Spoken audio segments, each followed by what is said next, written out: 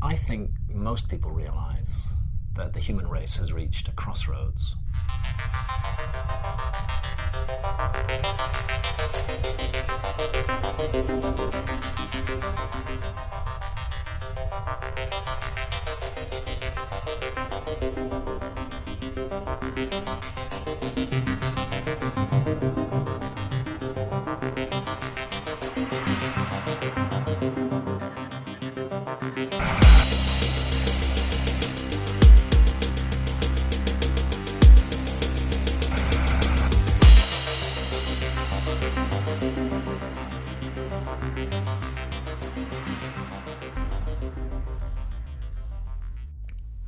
Our culture and the values that drive our culture need to change. Endless growth, endless consumption, endless competition, endless fighting over scarce resources, endless fear, hatred and suspicion, endless pollution. All this makes for an unsustainable way of life. Our home, the biosphere, may seem big and strong, but it's not infinitely big and strong. There are limits to how far it can be exploited solely for our material convenience. We seem to treat the Earth as if it were able to withstand anything that we do, as though the planet were some sort of unbreakable stage upon which human history, in all its belligerent glory, is played out. But cracks, ecological crises, economic crises, political crises are appearing on that stage. This is not new. In past times, other cultures have suffered at the hands of their own insensitive behavior. The ancient Nazca culture of Peru, for instance, the famous civilization of the Maya of Central America, the statue makers of Easter Island. There's growing evidence that these cultures suffered catastrophic collapse at the hands of self-inflicted environmental degradation. We may think that we can live and do exactly as we please, but really, it's Mother Nature who calls the shots.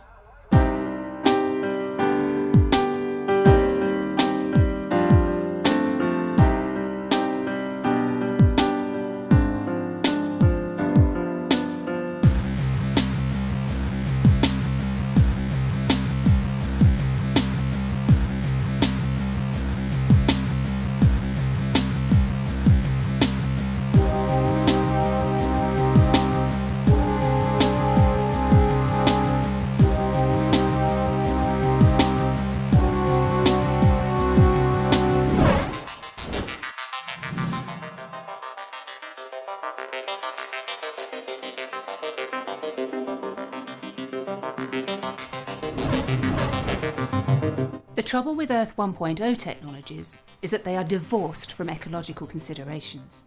In other words, Earth 1.0 technologies do not behave in ways that are environmentally sensitive. In fact, these technologies are completely alien to the rest of the biospherical system in which they exist.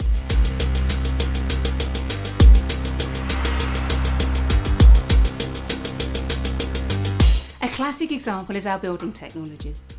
Keeping our buildings running accounts for fully 40% of our global energy use.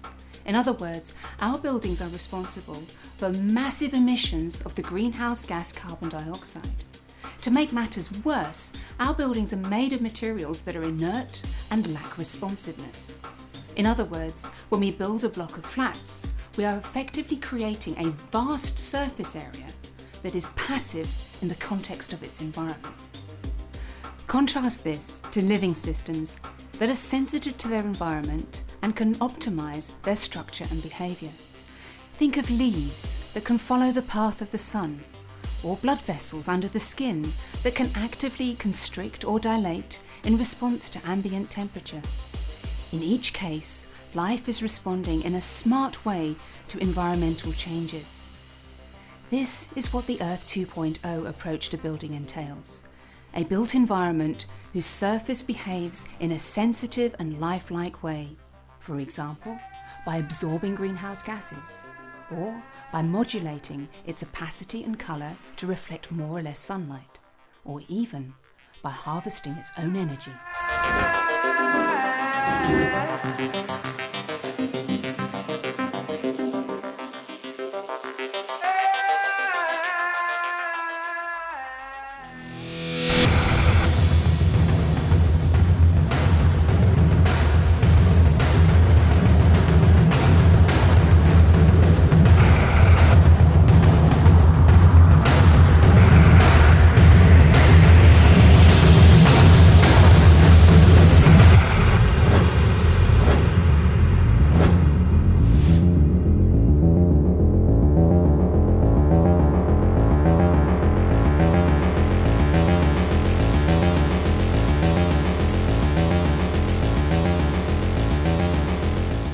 For millennia, human civilization has been affected by changing climate conditions.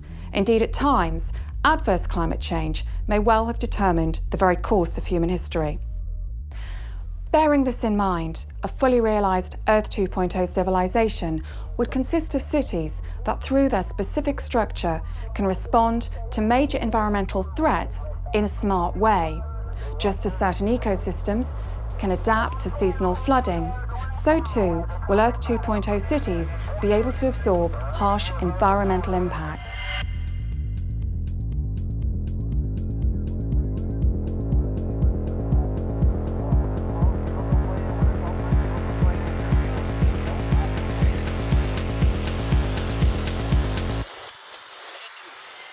By necessity, this involves a built environment with resilient lifelike features, such as metabolic building surfaces, buildings able to generate their own energy, buildings able to self-repair, even vertical gardens that will bring agriculture right to the very heart of the metropolis, while also serving to support biodiversity. This is what we can expect to see as the operating principles of Earth 2.0 find expression in our cities.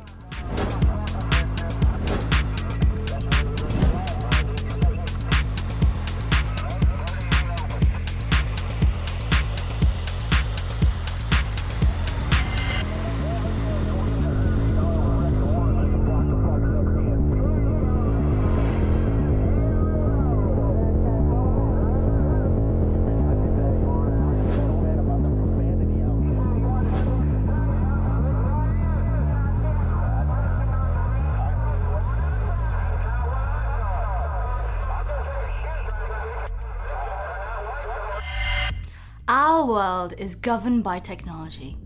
Technology can be used for good or for ill. Modern high-speed aircraft can deliver explosives, or they can deliver humanitarian aid. Drought-resistant, genetically modified crops can feed people, or, if made sterile, for yearly replacement, they can enslave people to the company that makes them. What ultimately runs our technology is our value system. One set of values will use technology to exploit both people and planet alike. Another set of values will use technology to boost our collective well-being. Earth 2.0 champions the global application of eco-friendly, human-friendly technology. As we all live together under one biospherical roof, no one should be excluded.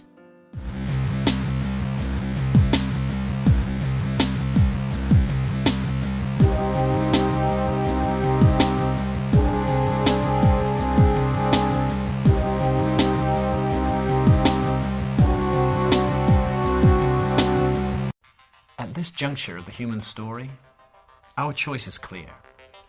What we can call the Earth 1.0 operating system is simply unsustainable. We need urgently to upgrade to a sustainable Earth 2.0 operating system. As people everywhere wake up to the bigger picture and see the need for a radical shift in cultural behaviour, the human race will become like the prodigal son or the prodigal species. Nature is calling us back to the fold. The biosphere around us is not some incidental backdrop.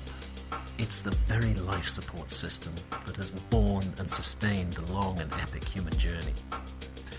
The sooner we realise this and become symbiotic with the rest of life's web and with each other, the better.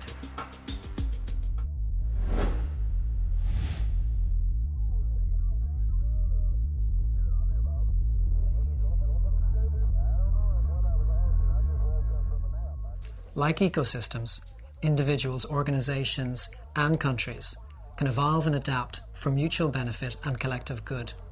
The same is true of the business sector. Indeed, as paradoxical as it may seem, businesses are one of the most powerful platforms that humanity has to utilize for positive change in the face of a biosphere that is in turmoil. If, that is, of course, businesses can rapidly evolve and adapt to the overall needs of the biosphere. Yeah, I got it open. Yeah, they open it? Yeah, they opened it.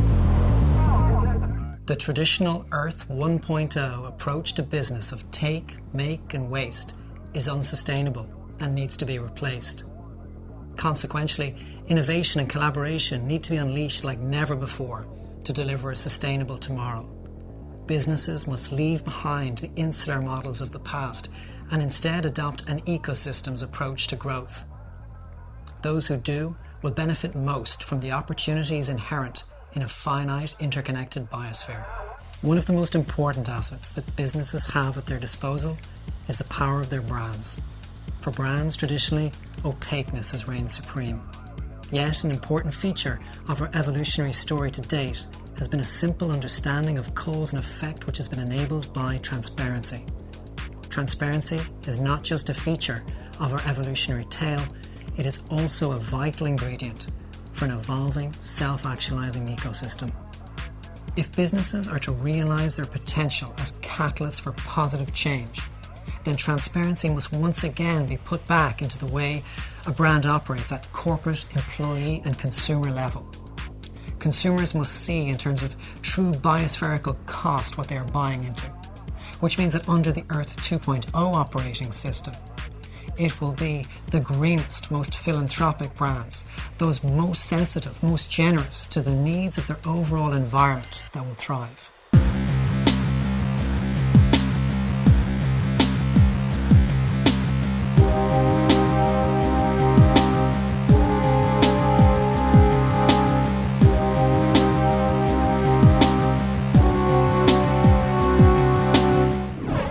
It was one of our greatest exponents for change, Mahatma Gandhi, who said, "You must become the change you want to see in the world."